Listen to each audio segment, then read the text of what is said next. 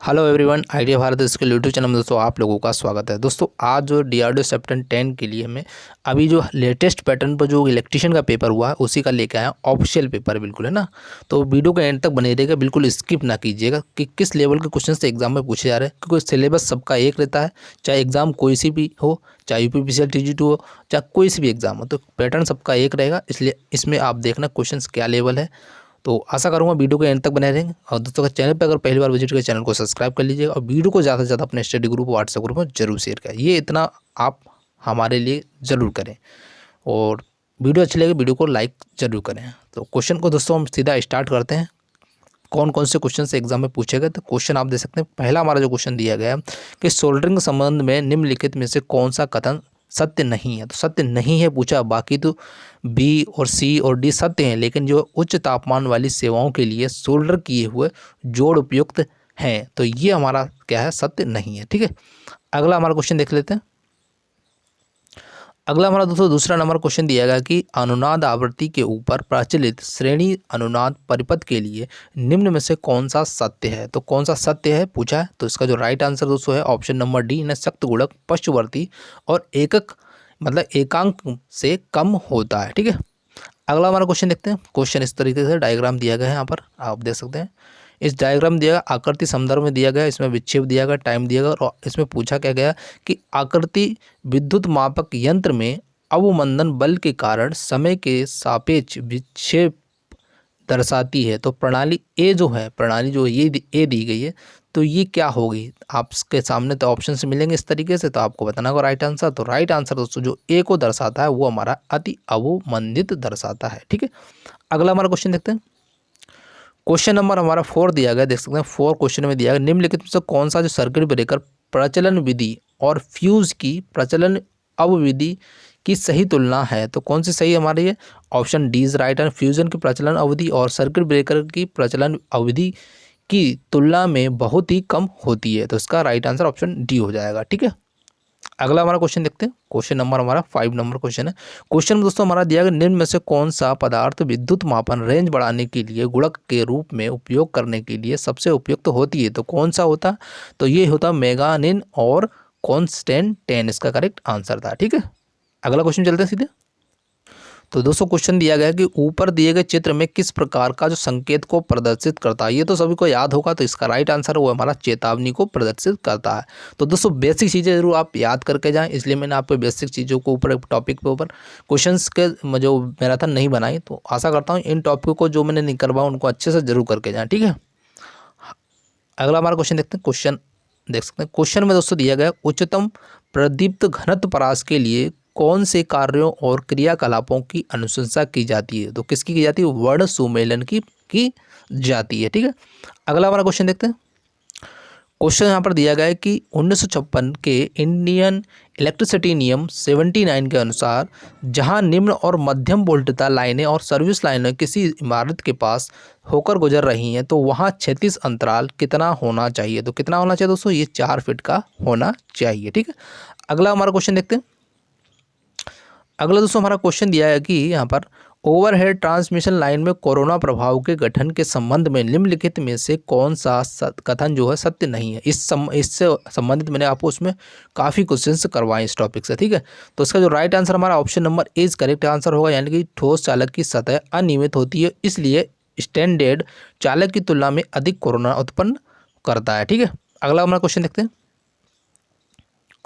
अगला हमारा दोस्तों क्वेश्चन दिया गया, इसमें ये स्टेटमेंट के रूप में दिया गया कि विद्युत धारा किसी परिपथ में विद्युत आवेश का प्रवाह होता है, निम्नलिखित कथनों का जो संदर्भ लें और सही विकल्प का चयन करें। तो ऑप्शन हमारा जो फर्स्ट ए दिया गया, आवेश ऋणात्मक रूप से आवेशित इलेक्ट्रॉन हो सकते हैं। ऑप्शन बी है आवेश धनात्मक आवेश वाहक हो सकता है, जिसमें प्रोटॉन और धनात्मक आयन शामिल हैं। तो इसका जो दोस्तों राइट आंसर वो हमारा है ऑप्शन ए, मतलब ए और बी दोनों ही क्या है, करेक्ट होंगे। ठीक है, अगला हमारा क्वेश्चन देखते हैं।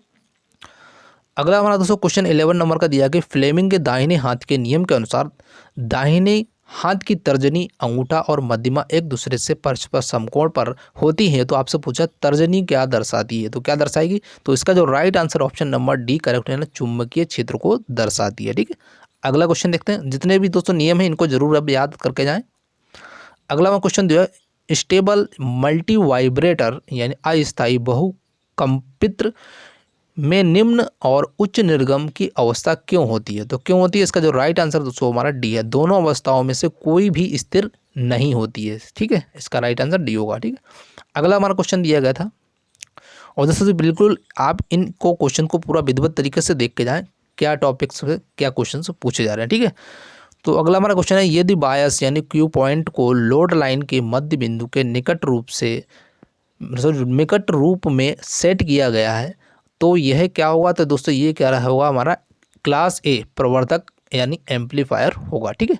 अगला हमारा क्वेश्चन देखते हैं। अगले क्वेश्चन दोस्तों डायग्राम इस तरीके से मिला हुआ है, देख सकते हैं हमारा। तो यहाँ पर जो डायग्राम में क्या पूछा, उपरोक्त आकृति क्या दर्शाती है? तो ये आकृति पूछा क्या दर्शाएगी, तो यहाँ इसका राइट आंसर दोस्तों हमारा ऑप्शन नंबर बी यानी डाइक को दर्शाती है, ठीक है। अगला हमारा क्वेश्चन है 15 नंबर क्वेश्चन पूछा गया, यंत्रों में गुरुत्व नियंत्रण का क्या लाभ है? तो गुरुत्व नियंत्रण का क्या लाभ है दोस्तों? इसका जो राइट आंसर है यह श्रांति से मुक्त होता है, ठीक है। नेक्स्ट क्वेश्चन चलते हैं। अगला हमारा क्वेश्चन दिया होगा, सेल प्रकार के ट्रांसफार्मर कितने अंग होते हैं? तो कितने अंग दोस्तों से? ये 3 अंग होते हैं। तो इसलिए ट्रांसफार्मर के मैंने ये सारे क्वेश्चंस करवा दिए और उसका पीडीएफ भी दे दी है, उसको जरूर आप अच्छे से देख के जाएं। अगला हमारा क्वेश्चन दोस्तों जाएगा, निम्नलिखित में से कौन सा कथन जो है कमानी नियंत्रण यानी माप यंत्रों में नियंत्रण बल के रूप में प्रयुक्त की तुलना में गुरुत्वाकर्षण नियंत्रण के संबंध में सत्य है? तो कौन सा सत्य है? Option number D is right answer है, यानी माप यंत्र पूरी तरह से क्या होगा? चौरस होना चाहिए, ठीक है। अगला क्वेश्चन देखते हैं। अगला हमारा क्वेश्चन दिया गया दोस्तों, पूरी तरह से चार्ज यानी निकल कैडमियम सेल के लिए प्रति सेल ईएमएफ कितना होता है? दोस्तों इसका राइट आंसर 1.4 वोल्ट होता है, ठीक है। नेक्स्ट क्वेश्चन हमारा 19 नंबर क्वेश्चन दिया गया, देख सकते हैं, उभयनिष्ठ संग्राहक बीजेटी के लिए निवेश प्रतिबाधा और निर्गत प्रतिबाधा क्या होती है? तो दोस्तों क्या होगी? ऑप्शन इसका डी होगा राइट आंसर होगा, तो उच्च निवेश प्रतिबाधा और निम्न निर्गत बाधा, इसका राइट आंसर ऑप्शन डी होगा, ठीक है। अगला हमारा क्वेश्चन दोस्तों दिया गया कि जो तुल्यकालिक मोटर में डैम्पर वाइंडिंग का उपयोग क्या है? दोस्तों ये मैंने आपकी मैराथन में क्वेश्चन करवाए हैं, इसलिए आप जितनी मैराथन मैंने आपको करवाए उनको अच्छे से जरूर देख के आएँ, वहीं से आपको क्वेश्चन जरूर देखने के लिए मिलेंगे। तो इसका जो राइट आंसर दोस्तों है ऑप्शन नंबर सी यानी प्रवर्तन बल आघूर्ण प्रदान करने के लिए, ठीक है। अगला क्वेश्चन देखते हैं और वीडियो को पूरा देखें, स्किप ना करें। अगला हमारा क्वेश्चन दोस्तों देखो, रेगिस्तान की पूर्तियाना की स्थिति में प्रतिरोध का ताप गुणांक ऋणात्मक होता है? किस स्थिति में होता है दोस्तों? ये होता है विद्युत अपघट्ट के स्थिति में होता है, ठीक है, ताप गुणांक ऋणात्मक। अगला क्वेश्चन देखते हैं। अगला दोस्तों हमारा क्वेश्चन मैंने आपको बताया था कि क्वेश्चन क्या होता है, न्यूमेरिकल के भी 1-2 पूछ लिया। तो इसमें पूछा 12 pole lap winding DC generator armature चालकों की संख्या 48 है, तो पिल पोच ज्ञात कीजिए। तो उसका जो राइट आंसर होगा वो हमारा क्या होगा? 4 आंसर होगा, ठीक है। अगला क्वेश्चन हमारा है कि निम्न टेंशन केबल या लो टेंशन केबल की वोल्टता सीमा कितनी होती है? दोस्तों ये होती है 1000 वोल्ट तक होती है, ठीक है। अगला क्वेश्चन देखते हैं। अगला हमारा क्वेश्चन दोस्तों 33 kV से 66 kV की रेंज में प्रचलन वोल्टता वाली प्रणाली के लिए किस प्रकार की केबल की आवश्यकता होती है? तो दोस्तों ये होती है एक्स्ट्रा हाई टेंशन केबल की आवश्यकता होती है। अगला दोस्तों हमारा क्वेश्चन देख सकते हैं, यहाँ पर डायग्राम दिया गया, तो यहाँ पर देख सकते हैं इसमें दिया गया I5 I4 I3 I2, तो इसमें 20 एम्पियर दिएगा, 12 एम्पियर देगा, 10 एम्पियर और 15 एम्पियर। तो I1 का मान पूछा है, तो उसका जो राइट आंसर, इसका जो दोस्तों फार्मूला होता है किरचॉफ का, उसमें देख लेना, तो इससे आप आसानी से निकाल सकते हैं, ठीक है, उसको जरूर याद करके जाएं। तो इसका जो राइट आंसर दोस्तों दिया गया ये हमारा है, ये 7 एम्पियर इसका करेक्ट आंसर आएगा। अगला हमारा दोस्तों क्वेश्चन दिया गया 26 क्वेश्चन जो आया था कि मूविंग कॉइल इंस्ट्रूमेंट या चल कुंडली यंत्र द्वारा एसी वोल्टता को क्यों नहीं मापा जा सकता? क्यों नहीं माप सकता है? उसका option number D right answer, pointer का जो विक्षेप है आपूर्ति की घूर्णता पर निर्भर करता है, ठीक है, इसका राइट आंसर होगा। अगला क्वेश्चन हमारा दिया मैक्स जो मेल का कॉर्क का जो नियम है स्थान ऊर्जा निर्धारित करने के लिए उपयोग, मतलब किसके निर्धारित करने के लिए उपयोग करते हैं ये बताना। तो इसका जो राइट आंसर दोस्तों हमारा ऑप्शन नंबर सी है, चुंबकीय क्षेत्र रेखाओं की दिशा और यदि विद्युत धारा की दिशा ज्ञात करने के लिए हम मैक्सवेल का कॉर्क स्क्रू नियम का उपयोग करते हैं, ठीक है।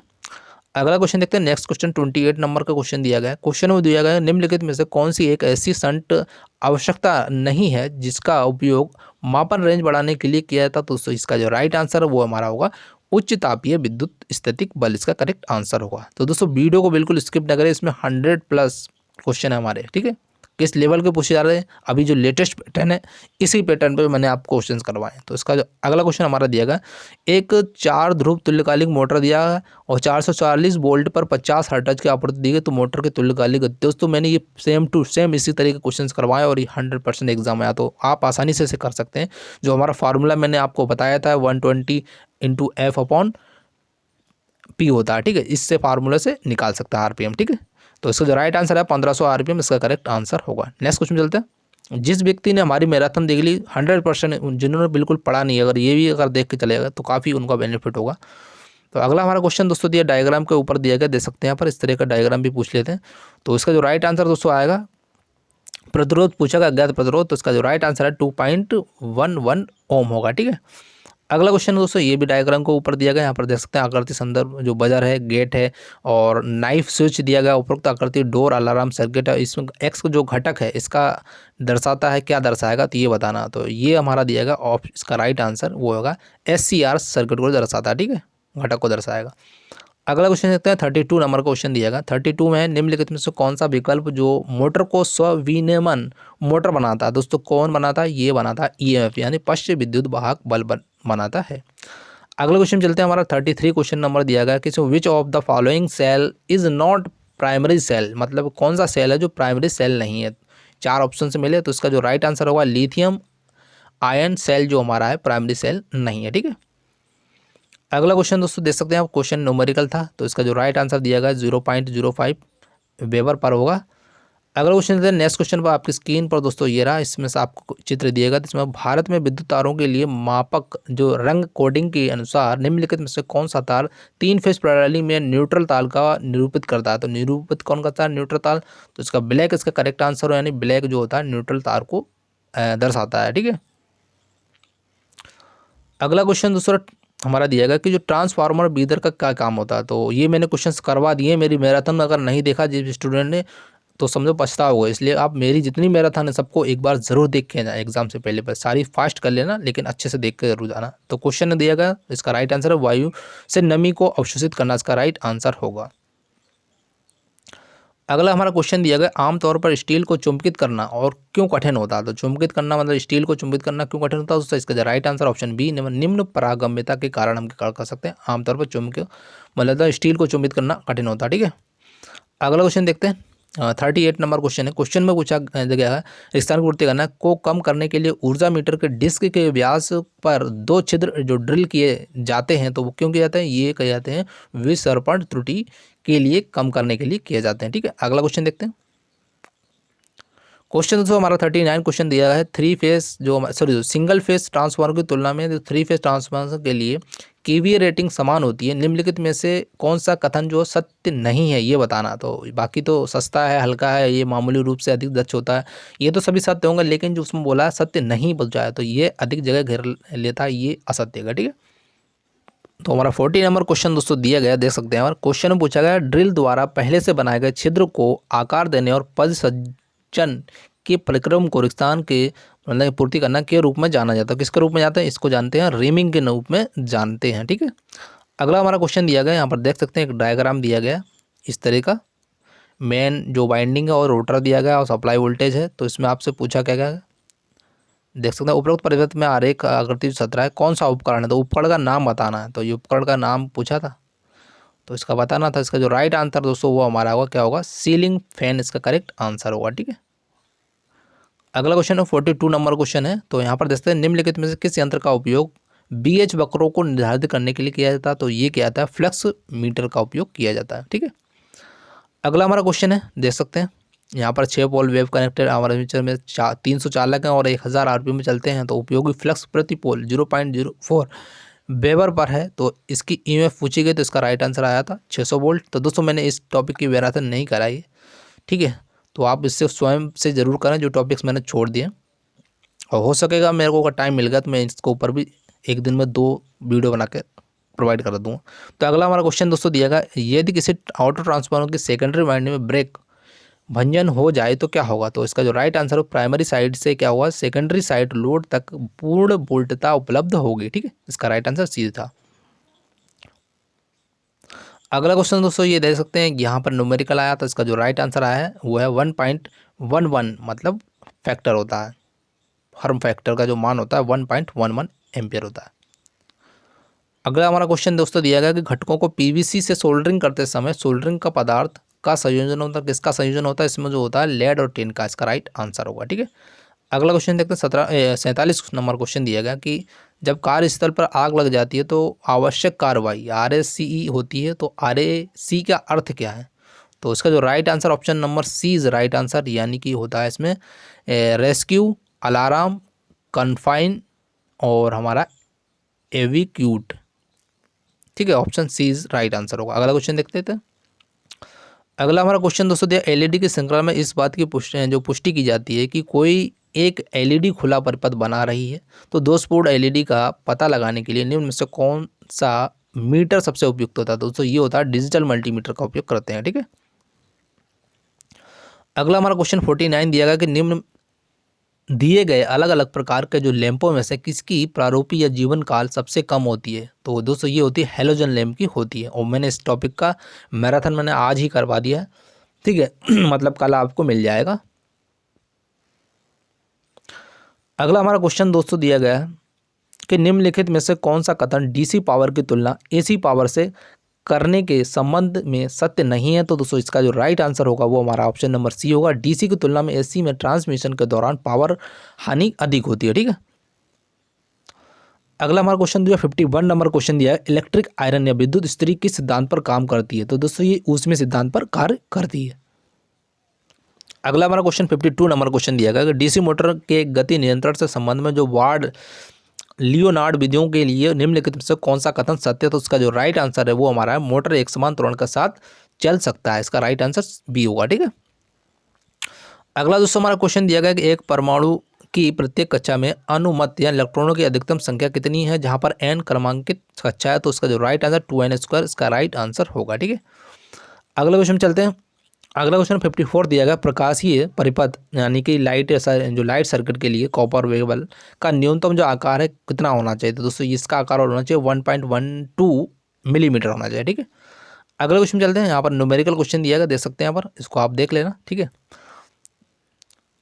नेक्स्ट हमारा क्वेश्चन दोस्तों यहाँ पर स्टेटमेंट के रूप में दिया गया कि सोल्डरिंग फ्लेक्स के बारे में कथनों को पढ़ें और सही विकल्प का चयन करें, और हमारा फर्स्ट जो कथन दिया स्टेटमेंट दिया गया जिंक क्लोराइड, अमोनियम क्लोराइड और हाइड्रोक्लोरिक एसिड आमतौर पर सोल्डरिंग में इस्तेमाल होने वाले फ्लक्स का उदाहरण है। ऑप्शन हमारा जो बी दिया गया है कि सोल्डरिंग में फ्लक्स का कार्य आबंधन सामग्री के रूप में कार्य करना है, तो इसका जो राइट आंसर दोस्तों हमारा ऑप्शन नंबर ए, मतलब कथन ए तो सत्य है लेकिन कथन बी क्या असत्य है। ठीक है, अगला क्वेश्चन देखते हैं। अगला हमारा क्वेश्चन ये भी स्टेटमेंट के रूप में आया था, इसमें पूछा, और क्वेश्चन स्टेटमेंट के रूप में भी दोस्तों एग्जाम में पूछे जा सकते हैं इसलिए। ठीक है, अगला क्वेश्चन है लेड एसिड बैटरी चार्ज करने पर एनोड चॉकलेट यानी ब्राउन भरा हो जाता है, और बी हमारा दिया लेड एसिड बैटरी चार्ज करने पर कैथोड ग्रे स्लेटी हो जाता है, तो क्या होगा, दोनों के दोनों सत्य होंगे। ठीक है, ऑप्शन मतलब ए और बी दोनों क्या होंगे, सत्य होंगे। अगला दोस्तों हमारा क्वेश्चन दिया मैग्नेटोमोटिव फोर्स चुंबकीय वाहक बल को कैसे मापा जाता है, तो दोस्तों ये एम्पियर टर्न में मापा जाता है। अगला क्वेश्चन दोस्तों ये भी हमारा क्या दिया स्टेटमेंट के रूप में, कथनों को पढ़ें और सर्विस कंडक्टर के आकार का चयन पर विचार करते हुए सही विकल्प का चयन करना, तो ऑप्शन हमारा फर्स्ट दिया गया है कि यह उपभोक्ता लोड पर निर्भर करता है। ऑप्शन हमारा बी दिया गया कि यह ध्रुवों की दूरी पर निर्भर करता है, तो इसका दोनों के दोनों क्या होंगे, सही कथन होंगे। ठीक है, अगला क्वेश्चन दोस्तों हमारा दिया गया कि यूजेटी में नेज प्रतिरोध का अनुपात का मान कितना होगा, तो कितना होता है दोस्तों, ये होता है 0.5 से लेकर 0.8। तो दोस्तों वीडियो को एंड तक बने रहें, और दोस्तों चैनल पर अगर पहली बार विजिट कर चैनल को सब्सक्राइब कर लीजिएगा, और वीडियो को ज़्यादा से ज़्यादा शेयर जरूर करें, ये हमारे लिए बहुत ही महत्वपूर्ण होता है दोस्तों। अगला दोस्तों हमारा क्वेश्चन दिया गया है कि केबल के लिए ग्रेडिंग द्वारा प्राप्त की जाती है, तो दोस्तों किसके लिए, ऑप्शन डी इसका राइट आंसर है धारिता ग्रेडिंग और इंटर सीथ जो ग्रेडिंग होती है, इसका राइट आंसर होगा। ठीक है, नेक्स्ट क्वेश्चन चलते हैं। अगला हमारा क्वेश्चन दिया है तो वातावरण से ट्रांसफार्मर में नमी के प्रवेश को फिल्टर करने के लिए निम्नलिखित में से किस घटक का उपयोग किया जाता है, दोस्तों ये किया जाता है ब्रेदर का उपयोग किया जाता है। मैंने इसके क्वेश्चंस आप अगर नहीं देखें तो 100% आपको ये वहीं से मिल रहे हैं।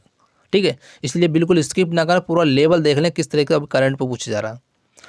तो दोस्तों अगला हमारा क्वेश्चन दिया गया एक यंत्र में जो सूचक जो अपनी अंतिम स्थिति में निष्क्रिय तरीके से धीरे धीरे गतिमान होता है तो उसे क्या कहते हैं? तो उसका राइट आंसर है वो अति अवमंदित बोलते हैं, यानी ओवर डैम्पेड बोलते हैं। ठीक। अगला क्वेश्चन दोस्तों हमारा दिया गया 64 नंबर क्वेश्चन है कि डीसी सीरीज मोटरों को किसके द्वारा चालू किया था? दोस्तों ये क्या था? 2 पॉइंट स्टार्टर के द्वारा चालू किया जाता है। अगला हमारा क्वेश्चन 65 नंबर क्वेश्चन पे आ चुके हैं। इसमें पूछा गया वार्ड लियोनार्ड जो नियंत्रण विधि है इसमें डीसी मोटर की गति को स्थान दिया के द्वारा नियंत्रित किया। किसके द्वारा नियंत्रित करते हैं? ऑप्शन सी इसका राइट होगा। इसके आर्मेचर में परिवर्तनीय वोल्टता देने पर हम क्या करते हैं? नियंत्रित करते हैं। ठीक है। अगला क्वेश्चन दोस्तों है, क्वेश्चन में पूछा गया रेगिस्तान की वोल्टता के लिए ऑटो ट्रांसफार्मर का उपयोग स्टार्टर के रूप में किया था। दोस्तों इसका राइट आंसर स्टार कनेक्टेड और delta connector squirrel cage motor दोनों के लिए किया जाता है। ठीक है। अगला हमारा क्वेश्चन दोस्तों दिया गया निम्नलिखित में से किस लैंप का ल्यूमेन पर वाट उच्चतम होता है? तो दोस्तों ये होता है लो प्रेशर सोडियम लैंप का होता है। ठीक है। नेक्स्ट क्वेश्चन है आपकी स्क्रीन पर दोस्तों क्वेश्चन पूछा मेटल हैलाइड लैंप क्या है? तो इसका जो right answer gas discharge lamp होता है, इसको हम मेटल हैलाइड लैंप भी कहते हैं। ठीक है। अगला क्वेश्चन है, क्वेश्चन में दिया गया मॉसफेट में रेगिस्तान की वोल्टेज का विद्युत क्षेत्र प्रयुक्त होता है। तो उसमें जो होता है ऑप्शन ए राइट है, धारा जो चैनल धारा को नियंत्रित करने के लिए गेट धारिता इसका करेक्ट आंसर होगा। अगला क्वेश्चन दोस्तों हमारा 70 नंबर क्वेश्चन पर आ जाए। इसमें पूछा गया निम्नलिखित में से कौन सी चुंबकीय सामग्री निश्चित क्रमिक तापमान के नीचे दीर्घ परास चुंबकीय क्रम को प्रदर्शित नहीं करता? तो कौन नहीं करता? ये होगा अनुचुंबकत्व प्रदर्शित नहीं करता, बाकी सभी के सभी प्रदर्शित करते हैं। ठीक है। तो अगला क्वेश्चन दोस्तों हमारा दिया गया जब कॉपर जो ट्रिप को भू संपर्क तार के रूप में उपयोग किया जाता है तो तब क्या होता है? कॉपर जो ट्रिप का न्यूनतम अनुप्रस्थ काट का कितना होना चाहिए? तो दोस्तों न्यूनतम जो अनुप्रस्थ काट का होना चाहिए 25 mm इंटू 1.6 mm होना चाहिए। ठीक है। अगला दोस्तों ये न्यूमेरिकल क्वेश्चन आया था, तो ये टॉपिक्स मैंने आपको नहीं करवाया, तो आप अपनी तरफ से जरूर करें। तो अगला हमारा क्वेश्चन दिया गया 73 नंबर क्वेश्चन है कि क्यूरी तापमान पर लौह चुंबकीय का संतृप्त चुंबकीकरण क्या होगा? तो इसका जो शून्य होगा। ठीक है। इसका right answer option number A correct था। बिल्कुल क्वेश्चन का लेवल देख लीजिए, मैंने जितने भी जो टॉपिक्स कराऊँ वहाँ से क्वेश्चन 100% आपको देखने को मिल रहे हैं। तो यहाँ पर दिया गया कि किसी व्यक्ति को अगर बिजली का झटका लगता है तो उसका शरीर में धारा का 200 एम्पियर मिली एम्पियर से 500 मिली एम्पियर के बीच होती है तो क्या होगा? तो उसको सुनिश्चित उसकी मौत हो जाएगी। मतलब अगर इसमें दिया गया अगर न्यूनतम 9 मिली एम्पियर का धारा उसके शरीर में तो उसको कुछ नहीं होगा, बस मामूली झटका लगेगा। लेकिन 200 मिली एम्पियर मतलब ज़्यादा हो जाएगा तो व्यक्ति की क्या मौत ही हो जाएगी। ठीक है। अगला हमारा क्वेश्चन दिया गया सीरीज मोटर और सॉफ्ट बलागुण आर्मेचर बलागुण से कम होता है, क्यों होता है? तो उसका जो राइट आंसर स्ट्रे हानि के कारण होता है। ठीक है। अगला क्वेश्चन चलते हैं। नेक्स्ट हमारा क्वेश्चन दिया गया 76 नंबर क्वेश्चन दिया गया विद्युत परिपथों में फ्यूज के लिए निम्नलिखित में से कौन सा कथन सत्य नहीं है? तो मतलब सत्य नहीं है वो बताना। तो ऑप्शन बी इज राइट होगा, यानी जब तार में निर्धारित मान से अधिक धारा प्रवाहित हो रही तो फ्यूज को पिघलना नहीं चाहिए, ये हमारा असत्य होगा। ठीक है। जबकि पिघलना चाहिए, अगर धारा अगर बह रही है ज़्यादा तो वो पिघल कर टूट जाना है, जिससे क्या जो सर्किट है हमारे जो घर के वो सुरक्षित हो जाते हैं। ठीक है। अगला क्वेश्चन दोस्तों जैसे क्वेश्चन में दिया गया है यहाँ पर यदि डी फ्यूज के रूप में उपयोग किए जाने वाले गोल तार का व्यास और के दिया गया फ्यूज स्थिरांक दिया फ्यूज करंट ज्ञात करना, तो इसका जो फार्मूला है ये हमारा होगा आई बराबर देख सकते हैं KD इंटू 1.5। अगला क्वेश्चन दोस्तों हमारा 78 दिया किस वोल्टेज बैंड पर नियॉन हेड टेस्टर कार्य करता है? दोस्तों ये कार्य करता है 100 से लेकर 250 वोल्ट पर कार्य करता है। अगला क्वेश्चन दोस्तों हमारा दिया गया 79 क्वेश्चन है यूनिवर्सल मोटर एक विशेष प्रकार का मोटर है जिसे रेगिस्तान के चलाने के लिए उपयोग करते हैं, मतलब रेगिस्तान की पूर्ति करना है चलाने के लिए किसके लिए उपयोग करते हैं? तो इसका जो राइट आंसर DC और सिंगल फेस आपूर्ति पर चलाने के लिए तैयार करते हैं। ठीक है। अगला क्वेश्चन देखते हैं 80 नंबर क्वेश्चन है। क्वेश्चन में दिया गया 3 मतलब तड़ित निर्वर्तक यानी कि लाइट अरेस्टिंग जो अरेस्टर होता है रेगिस्तान की पूर्ति करना विद्युत उपकरणों को तड़ित यानी आकाशीय बिजली से बचाता है। तो दोस्तों ये बचाता है option D is right answer. तड़ित की उच्च वोल्टता तरंग का भूमि की ओर दिशा परिवर्तित करके क्या करता है? विद्युत उपकरणों को सुरक्षित करता है। ठीक है। अगला हमारा क्वेश्चन दिया है जो हमारा दिया गया 81 नंबर का है निम्नलिखित में से कौन सा जो कथन शक्ति गुणक यानी पावर फैक्टर का सही परिभाषित नहीं करता? तो ऑप्शन इसका बी होगा, यानी शक्ति गुणक को AC परिपथ में धारिता प्रतिघात और प्रेरक प्रतिघात के अनुपात के रूप में परिभाषित किया जाता है। तो ये हमारा ऑप्शन क्या होगा, परिभाषित नहीं करता, गलत होगा। ठीक है, अगला क्वेश्चन हमारा है सेल्फ इंडक्शन यानी कि स्व प्रेरकत्व का गुणांक इसकी स्थान मतलब किस पर डिपेंड करता है। तो इसका जो राइट आंसर है वो आपेक्षिक परागम्यता पर डिपेंड करता है। ठीक है, अगला क्वेश्चन दोस्तों हमारा दिया गया है कि जो एक्सपल्सन यानी टाइप प्रोत्कर्ष प्रग्रामी मतलब सर्ज अरेस्टर को एक स्थान से भी कहा जाता है, मतलब किस नाम से और जानते हैं ये पूछा गया। तो इसमें जो राइट आंसर ऑप्शन बी दिया गया है, प्रोटेक्टर ट्यूब अरेस्टर के नाम से भी जाना जाता है। ठीक है, अगला क्वेश्चन तो हमारा 84 दिया गया कि यांत्रिक गुणों और तापमान प्रतिरोधों में सुधार करने के लिए सोल्डर को अन्य मिश्र धातुओं तत्वों में मिश्रित किया जाता है। तो पहचानिए इनमें से कौन सा सही नहीं है। तो दोस्तों इसका जो राइट आंसर दिया गया है वो हमारा रेडियम इसका राइट आंसर होगा। अगला क्वेश्चन तो हमारा चिकित्सीय प्राथमिक जो उपचार में DRAB क्या दर्शाता है। तो DRAB क्या दर्शाएगा, ऑप्शन इसका डी है, मतलब डेंजरस रिस्पॉन्स और एयरवे और जो हमारा ब्रीदिंग, इसका करेक्ट आंसर होगा, ऑप्शन डी इसका करेक्ट होगा। ठीक है, अगला क्वेश्चन जाते हैं नेक्स्ट, हमारा 86 नंबर क्वेश्चन दिया गया कि भूसंपर्क तार के लिए निम्नलिखित में से कौन सा सत्य है। तो सत्य बताना, तो ये दोष धारा और भूसंपर्क तार से होकर प्रवाहित होती है। ठीक है, इसका राइट आंसर हमारा ऑप्शन ए होगा। अगला क्वेश्चन हमारा 87 दिया गया जब पीली LED लाइट चालू ऑन होती है तो और स्वचालित वोल्टेज रेगुलेटर में फ्लक्स करती है तो इंगित करती है, तो क्या इंगित करेगी। तो इसका जो राइट आंसर रेगुलेटर विलंब स्थिति में और निर्गत में विलंब होगा। ठीक है, इसका राइट आंसर ऑप्शन सी होगा। अगला दोस्तों हमारा क्वेश्चन दिया है, इसमें यहाँ पर कथन दिए गए हैं और capacitor run single phase induction motor के लिए सही कथन का विकल्प का चयन करना। तो ऑप्शन हमारा दिएगा जो संधारित्र कैपेसिटर मुख्य वाइंडिंग से जुड़ा होता है, बी दिएगा प्रणाली में सेंट्रीफ्यूगल स्विच होता है। तो दोस्तों ये क्या दोनों क्या असत्य होंगे। ठीक है, अगला हमारा क्वेश्चन दोस्तों 89 क्वेश्चन दिया गया तुल्यकालिक मोटर यानी सिंक्रोनस मोटर का जो शक्ति गुणक यानी पावर फैक्टर हो सकता है कितना होता है। दोस्तों ये होता है पश्चगामी एकक यानी यूनिटी या अग्रगामी होता है। ठीक है, इसका राइट आंसर ऑप्शन डी होगा। अगला हमारा क्वेश्चन दिया गया 90 नंबर क्वेश्चन, निम्न में से कौन सा विकल्प कला कोण छोटा होने पर लेडीज एंड जाइर ट्राईवेक्टर मीटर में गियर को चलाता है। तो दोस्तों ये चलाता है KWH मीटर चलाता है। ठीक है,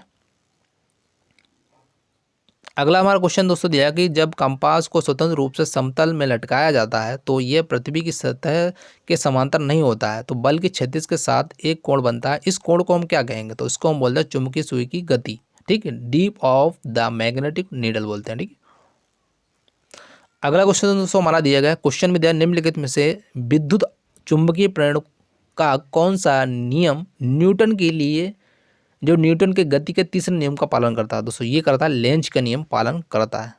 दोस्तों जितने भी नियम हैं सबको याद करके जाएं। ठीक है, एग्जाम में वैसे के वैसे ही पूछे जा रहे हैं। ठीक है, अभी जो लेटेस्ट पैटर्न का जो क्वेश्चन है और पेपर है ऑफिशियल। तो अगला क्वेश्चन हमारा 93 दिया गया कि जो स्लिप रिंग इंडक्शन मोटर की तुलना में निम्नलिखित में से कौन सी स्क्विरल केज इंडक्शन मोटर का सही अभिलक्षणिकता है। तो उसका जो right answer option number C होगा, यानी रोटर प्रतिरोध विधि द्वारा गति नियंत्रण संभव नहीं है। इसका राइट आंसर सी होगा। ठीक है, अगला क्वेश्चन हमारा दिया गया 94 क्वेश्चन है कि निम्नलिखित में से कौन सी DC मोटर अपवर्ती चाल वाले अनुप्रयोगों के लिए उपयुक्त है जिसमें मध्यम स्टार्टिंग टॉर्क की आवश्यकता होती है, जैसे सेंट्रीफ्यूगल पंप और फैन ब्लोवर। तो इसका जो राइट आंसर वो हमारा DC शंट मोटर का करते हैं। ठीक है, अगला दोस्तों हमारा क्वेश्चन दिया गया निम्नलिखित में कौन सी अभिलाक्षणिकता लैंप वाइंडिंग के लिए सही नहीं है। तो वो कौन सा सही नहीं है। तो ये बैक पिच और फ्रंट पिच के बराबर होता है, ये हमारा सही नहीं है। ठीक है, अगला क्वेश्चन दोस्तों 96 हमारा इंसुलेशन सामग्री में निम्नलिखित में से कौन सा गुण वांछनीय नहीं है। तो वांछनीय जो गुण नहीं है वो बताना है। तो इसका जो राइट आंसर है निम्न परावैद्युत सामर्थ्य, इसका करेक्ट आंसर होगा। तो यहाँ पर दोस्तों एक डायग्राम दिया गया है, इसको आप दे सकते हैं, इस तरह का आपका डायग्राम मिल सकता है एग्जाम में। तो आपसे यहाँ पर पूछा जाएगा कि उपरोक्त चाल बनाम बलागुण अभिलाक्षणिकताएं निम्न में से किसमें देखी जाती हैं। तो दोस्तों ये देखी जाती हैं DC सीरीज मोटर में देखी जाती है डायग्राम में। ठीक है,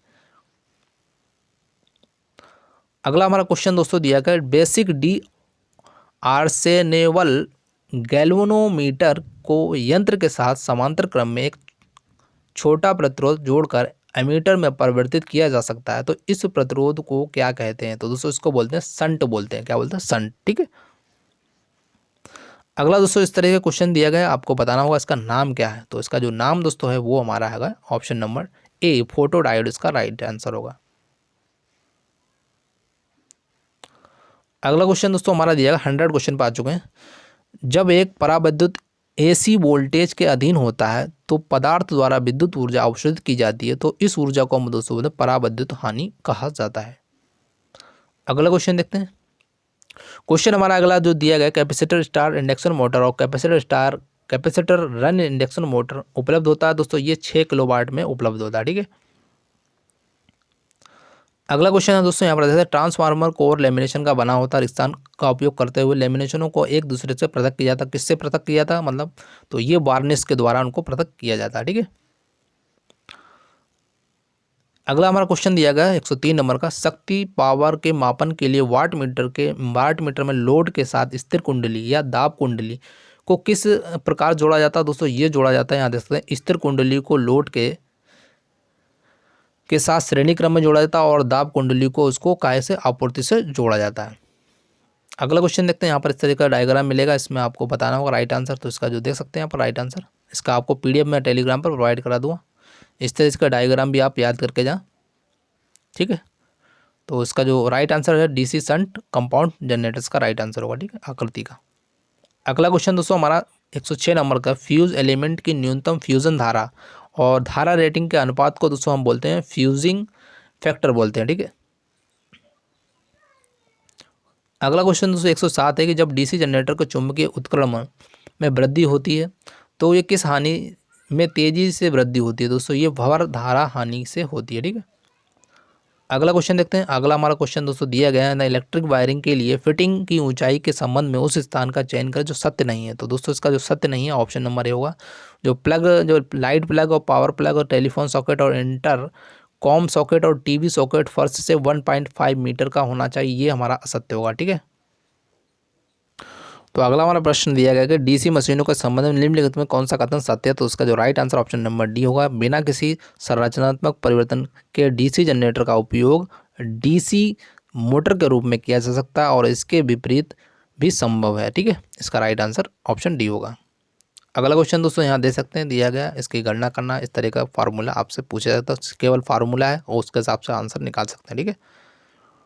अगला हमारा क्वेश्चन दोस्तों दिया 111 नंबर क्वेश्चन है कि डिजिटल CRO के निवेश प्रवर्धक यानी इनपुट एम्पलीफायर का आउटपुट में होता है। तो दोस्तों ये होता है द्विधारी रूप में होता है।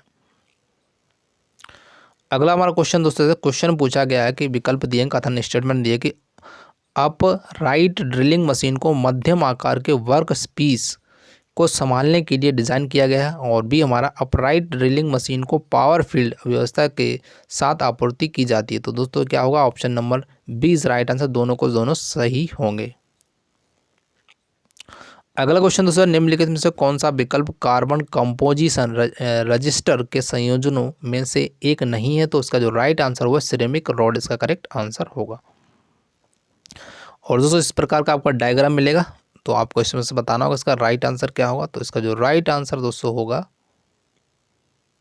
ऑप्शन नंबर बी दिया गया, मर्ज प्राइस डिमांड इंडिकेटर इसका राइट आंसर है। ठीक है। अगला हमारा क्वेश्चन दोस्तों दिया गया कि जीरो क्रॉसिंग विकृति में देखी जाती है। तो दोस्तों किस में देखी जाती है? क्लास बी प्रवर्धक एम्पलीफायर में देखी जाती है। अगला दोस्तों हमारा क्वेश्चन दिया जो हमारा दिया, स्लिप रिंग इंडक्शन मोटर के लिए निम्नलिखित में कथन कौन सा सत्य है? तो ये बताना है। इसमें से जो हमारा बी होगा, इनमें क्या होता है? उच्च स्टार्टिंग टॉर्क और निम्न स्टार्टिंग करंट होता है। ठीक है। अगला हमारा क्वेश्चन 117 दिया, बंधकों के बिना उच्च तापीय स्थिरता वाले सिलिकॉन रेजिन के साथ सिरेमिक और क्वार्ट्ज जैसी सामग्री के लिए निर्धारित इंसुलेशन का तापमान कितना हो? तो ये 180 डिग्री सेंटीग्रेड से क्या होता है? अधिक होता है। अगला दोस्तों हमारा क्वेश्चन दिया गया कि यदि सीरीज वाइंडिंग द्वारा उत्पादित चुंबकीय फ्लक्स शंट फील्ड वाइंडिंग द्वारा उत्पादित फ्लक्स की सहायता करता है तो डीसी जनरेटर क्या कहलाएगा? तो दोस्तों डीसी जनरेटर क्या कम्युलेटिव कंपाउंड जनरेटर कहलाता है। ठीक है। अगला हमारा क्वेश्चन दोस्तों दिया गया, DC generator armature lamp winding में कितने समांतर पथ होने चाहिए? तो दोस्तों इसका राइट आंसर है वो होगा समान ध्रुवों की संख्या के बराबर होना चाहिए। नेक्स्ट हमारा क्वेश्चन दिया, आर्मेचर प्रतिक्रिया के कारण कोई संतृप्त या असंतृप्त डीसी मशीन की परिणति किस प्रभाव में होगी? तो दोस्तों ये होगा क्रॉस चुंबकन प्रभाव में होगी। अगला हमारा क्वेश्चन दोस्तों, सेपरेटली एक्साइड डीसी जनरेटर हो सकता है दोस्तों, ये हो सकता है उत्तेजित वोल्टता या उत्तेजित धारा का।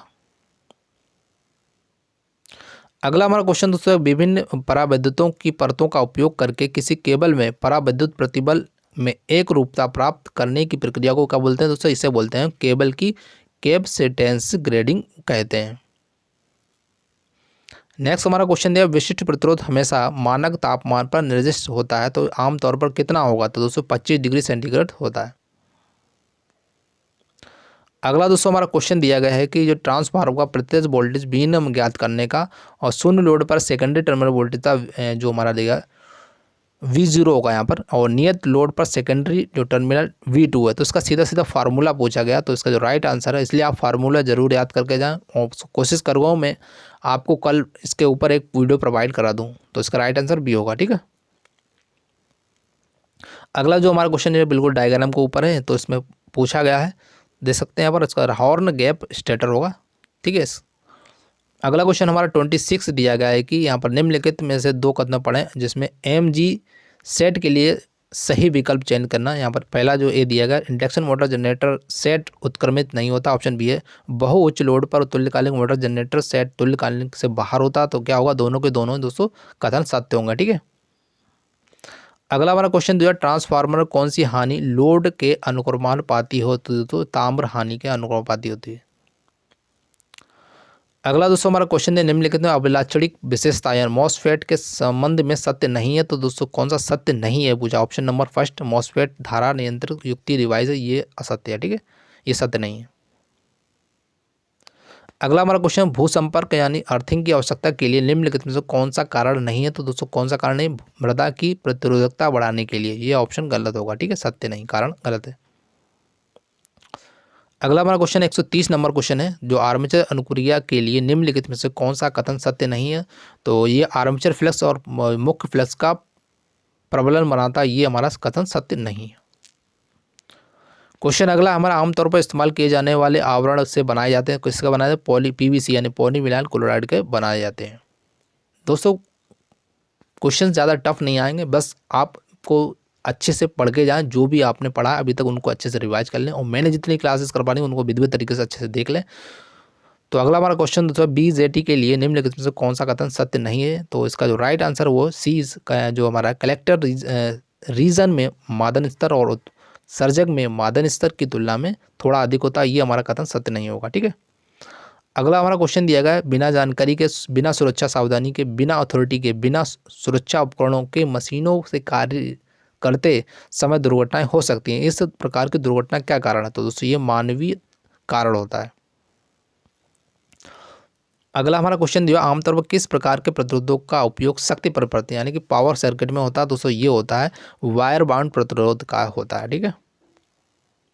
अगला क्वेश्चन हमारा दिया गया 135 नंबर का, साधारण विद्युत कनेक्शन में पारंपरिक धारा प्रवाह बताइए। तो इसका जो होगा धनात्मक टर्मिनल से ऋणात्मक टर्मिनल तक, इसका राइट आंसर ए होगा। और यहाँ पर देख सकते हैं न्यूमेरिकल क्वेश्चन है, इसको आप स्वयं देख लीजिए, PDF आपको दे देंगे टेलीग्राम पर।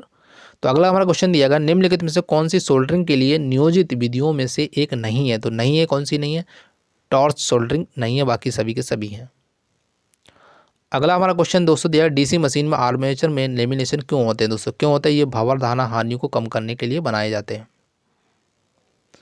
अगला आप दे सकते हैं यहाँ पर, इस तरह से आप स्टेटमेंट मिलेगा, इसमें से आपको बताना होगा राइट आंसर। तो क्या होगा? सभी के सभी कथन असत्य होंगे। अगला क्वेश्चन दोस्तों हमारा दिया गया है कि एक प्रतिरोधक में 4 बैंड कलर कोडिंग हरा, नारंगी, पीला और सिल्वर प्रतिरोध के मान की गणना करना, तो इसका फार्मूला होता है, उसके जरिए आप आसानी से निकाल सकते हैं। तो इसका जो राइट आंसर दिया गया 20 करेक्ट होगा। ठीक है, यहाँ पर दे सकते हैं, मैंने आपको कुछ कुछ न्यूमेरिकल इसी बात के लिए दिए हैं उसमें, जिससे कि आप उनको अच्छे से समझ सकें।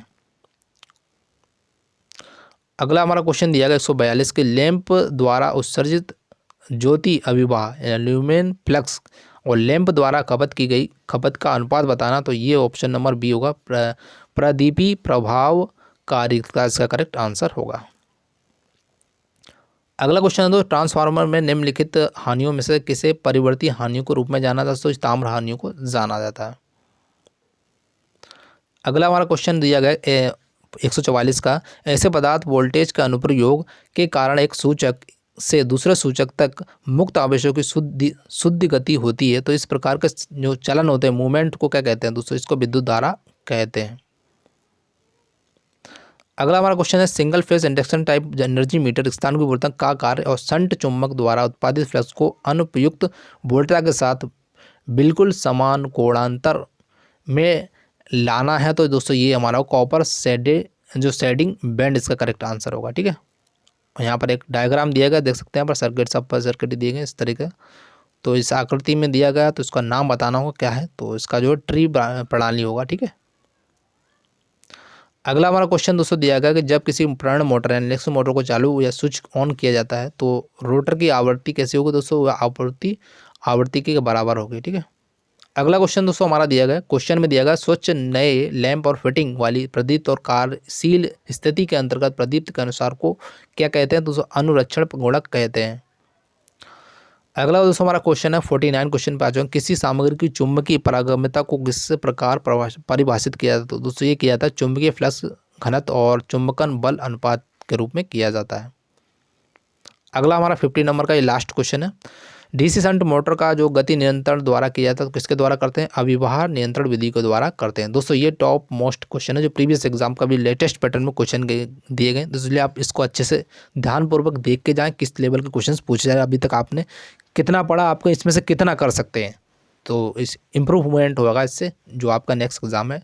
और जिस दिन आपका एग्ज़ाम हो उसे हमें अपना रिव्यू जरूर शेयर करें, हमारे पास सबका लिंक दिया गया डिस्क्रिप्शन में, तो वहाँ जाकर जुड़ जाएं। तो उम्मीद करता हूँ दोस्तों आप अच्छे से तैयारी कर रहे होंगे और अच्छे से अपना पेपर जरूर दे के आएँ। तो thank you for watching this video. जय हिंद, जय भारत। मिलते हैं नेक्स्ट वीडियो में।